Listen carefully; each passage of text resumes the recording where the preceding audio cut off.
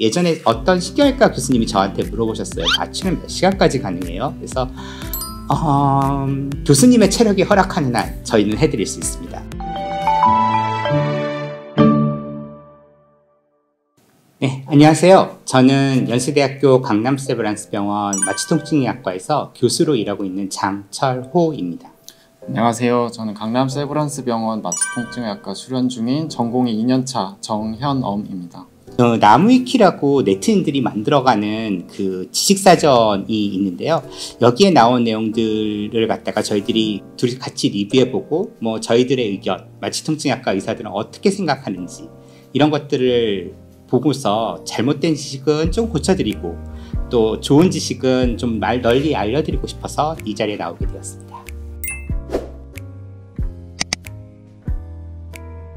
단순히 환자를 마취하는 건 일반 의사들도 할 수 있는 비교적 쉬운 일이지만 마취된 환자가 데미지 없이 정상적으로 깨어나게 하는 것은 또 다른 차원의 문제다. 환자의 의식에 직접적으로 관여하는 약물들을 다루는 마취과 의사는 필연적으로 환자의 신경 손상 위험 부담을 다루게 되는데 수십 시간이 넘어가는 대수술 동안 마취 약물을 전문적으로 다뤄준 의사가 없다면 수술이 성공적으로 끝나도 마취의 부작용으로 의식이나 신경에 이상이 생길 수도 있다. 예전에 어떤 신경외과 교수님이 저한테 물어보셨어요. 마취는 몇 시간까지 가능해요? 그래서 교수님의 체력이 허락하는 한 저희는 해드릴 수 있습니다. 이 72시간을 원하시면 72시간. 그랬더니 교수님이 나는 18시간 이상은 어려울 것 같아요. 그리고 밥도 안 먹고 어떻게 그렇게 수술합니까? 그래서 지금 현대의학에서 아주 오랫동안 하는 수술도 저희가 24시간을 넘기는 수술은 요즘은 거의 없는 것 같아요. 옛날에는 18시간 이런 수술들도 있었는데 요즘은 수술 기법이나 수술의 장비들이 좋아져서 대개의 경우 12시간을 넘기는 수술이 별로 없더라고요. 이제. 단순히 환자를 마취한다는 것은 이제 일반 의사도 할 수 있다고 돼 있는데 수면 내시경 이런 게 대표적인 예인데 그런 거에 이제 마취과 의사가 안 하는 경우가 대부분이고요. 저희가 이제 수술을 할 때 환자 머리맡에서 마취를 관리하고 이제 잘 깨어날 수 있게 이제 노력을 많이 하게 되는데 이런 게 이제 없는 시스템 상에서는 그런 위험성이 좀 있을 거라고 저는 항상 생각을 하고 있습니다. 깊은 진정이나 아니면 전신마취 영역에서는 이 부분은 일반적인 의사 선생님들이 하기엔 조금 어려운 부분이 있습니다.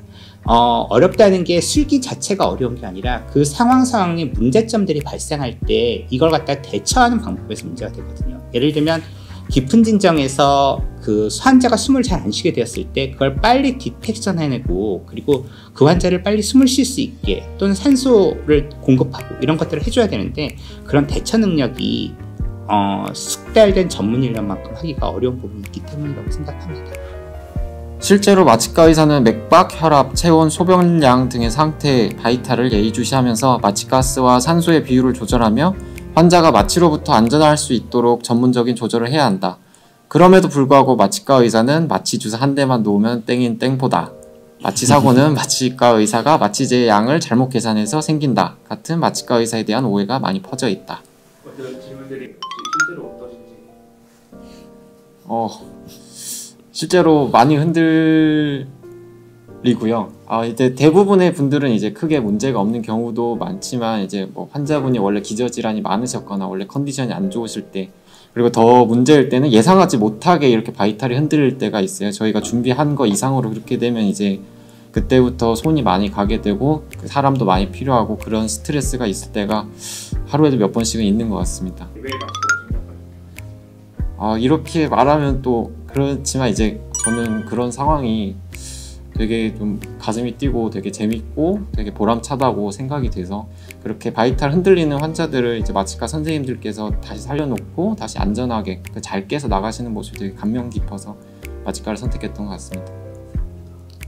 네, 현대의학에서는 이제 마취주사 하나만 놓으면 이거는 되지가 않고요. 저희가 쓰는 약들이 워낙 많아서 요즘은 마취약을 갖다 전부 다 이렇게 섞어서 사용을 하기 때문에 컴바인을 쓰기 때문에 이렇게 되지는 않는 것 같아요. 그리고 마취제의 양을 잘못 계산하지 못하도록 저희 마취과가 굉장히 일반인들도 아시다시피 굉장히 위험한 과라고 알고 있으시잖아요. 실제로 위험하기 때문에 안전장치가 굉장히 많이 발달되었습니다. 그래서 약을 용량을 잘못 계산하지 못하도록, 그러니까 약의 용량을 벗어나서 저희가 주지 못하도록 굉장히 안전한 시스템이 많이 개선되어 있어요. 그 다음에 그 과하고 부족하고 얘기할 수가 있는데 예전보다 저희 마취 쪽의 장비는 굉장히 많이 발달했습니다. 그래서 저희가 그 뇌파를 이용해서 마취의 깊이를 볼 수 있는 그런 장비들도 다 있기 때문에 그 환자분이 마취가 과하지 않고 또 부족하지 않도록 항상 신경을 쓰고 있고요. 내과 의사들이 제일 싫어하는 과가 영상의학과라면 수술하는 외과 의들이 제일 싫어하는 과가 마취과다. 마취 입장에서는 안전하게 수술하기 위해 많은 조건을 맞춰야 하는데 외과 입장에서는 여간 피곤한 게 아니다. 게다가 대학병원에서 응급수술 시 수술방을 여는데 마취과의 동의를 얻어야 하는데 몇몇 마취의 갑질에 진저리를 치기 마련. 재밌네요 이거.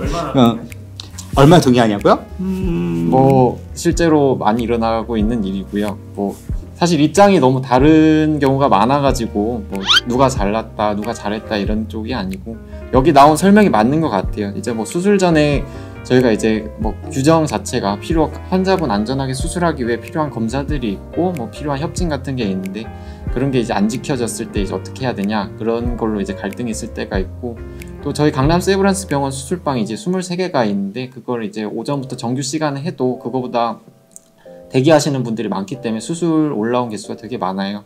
그럼 이제 그 방을 이제 누가 쓰게 될까? 이제 그럼 각 과들끼리 이제 갈등이 있는데 그걸 이제 조정하는 게 저희 몫이니까 이제 손들어준 편에서는 뭐 고맙다 하겠지만 이제 그 방을 못 받게 되면 이제 삐지게 되는 그런 게 아닌가 싶습니다. 외과 입장에서는 이렇게 생각하실 수 있을 것 같아요. 저희도 그런 부분이 있을 거라고 생각은 들고요. 마취과라는 게 수술실의 어떤 의미에서는 안전관리자거든요. 그러니까 어떤 수술이 급하냐를 갖다가 저희는 공정한 입장에서 사실 외과의들은 누구나 다 자기 환자가 제일 급하죠. 하지만 저희가 보기에 가장 급한 환자부터 수술을 해야 되고요. 그리고 그런 부분이 먼저 수술을 받아야 되기 때문에 저희가 그런 거에 대한 교통 정리를 해주게 되고요.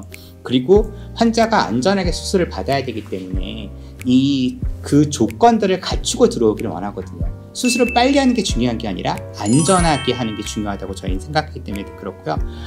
저희를 축구 시합에서 얘기하면 어떻게 생각하면 저희는 골키퍼와 비슷한 일을 한다고 생각합니다.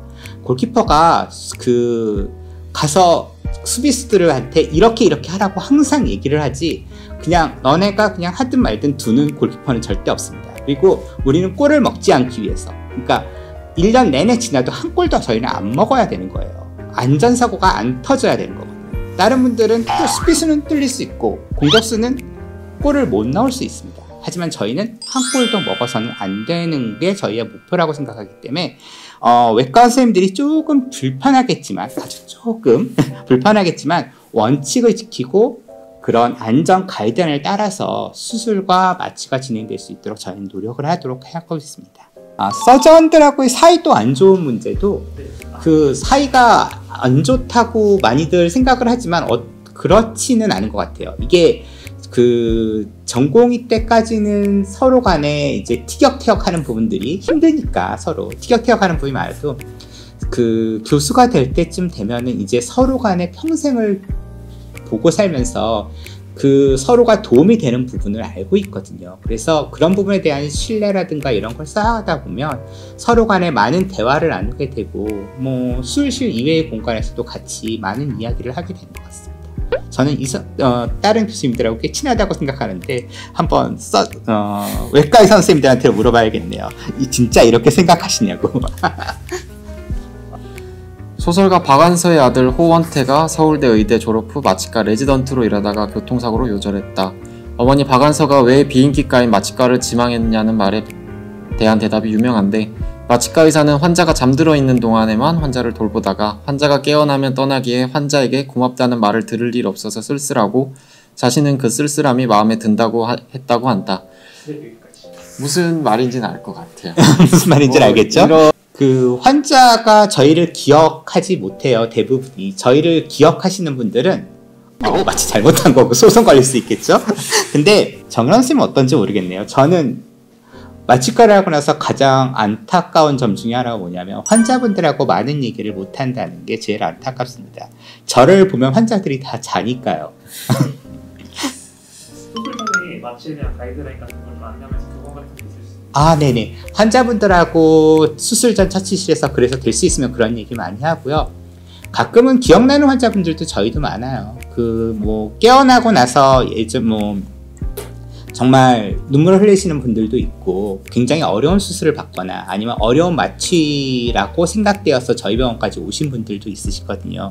예전에 대구 지하철 사건 때만 봐도 그때도 이 관을 넣어서 전신 마취를 하는데 마취제와 산소를 주는 관이 들어가는데 그걸 넣는 것 때문에 안 돼서 목을 열어서 해야 된다고 얘기를 들었었는데 와서 그렇게 목을 열지 않고 해서 눈물 흘리시는 분들도 있었고요. 그렇게 보면은 저희도 보람을 느끼는 굉장히 과 중에 하나고, 대신 일하는 시간에 타이트하게 일하고 10시간을 좀 더 여유있게 즐기는 과가 되겠죠, 저희가.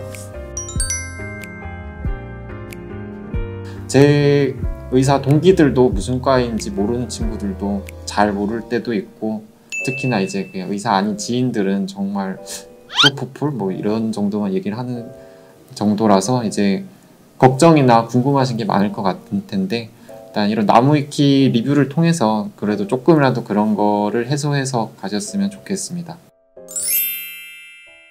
저희도 정확하게 계산된 건 아니지만 그냥 소주 7병 원샷? 이러고 얘기하면 10초 만에 쓰러지는 게 이해가 되지 않을까요?